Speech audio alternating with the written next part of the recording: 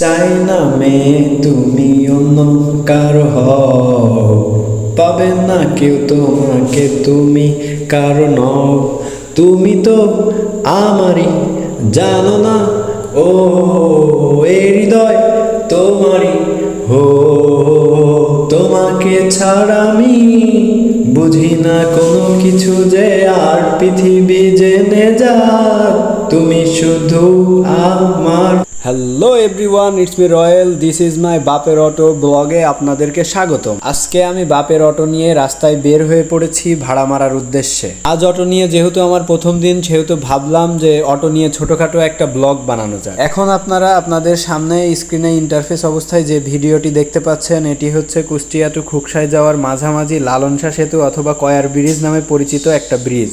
আমি চোরহাস মোড় থেকে 3 জন লোক উঠিয়ে খুকসার সাইডে গেছিলাম ভাড়া নিয়ে।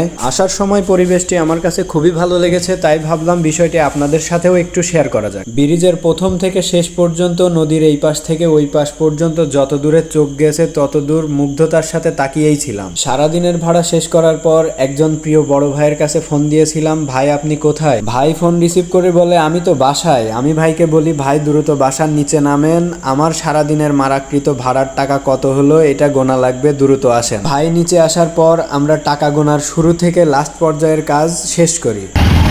আমি খুবই খুশি, আজকে আমার প্রথম অটো চালানোর দিনে আমি 580 টাকা ভাড়া মারিছি। আমার বাপ তো মারছিল কম।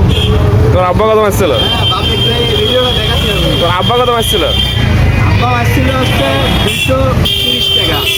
তাও সারাদিনে 580 টাকা, তাও সারাদিন।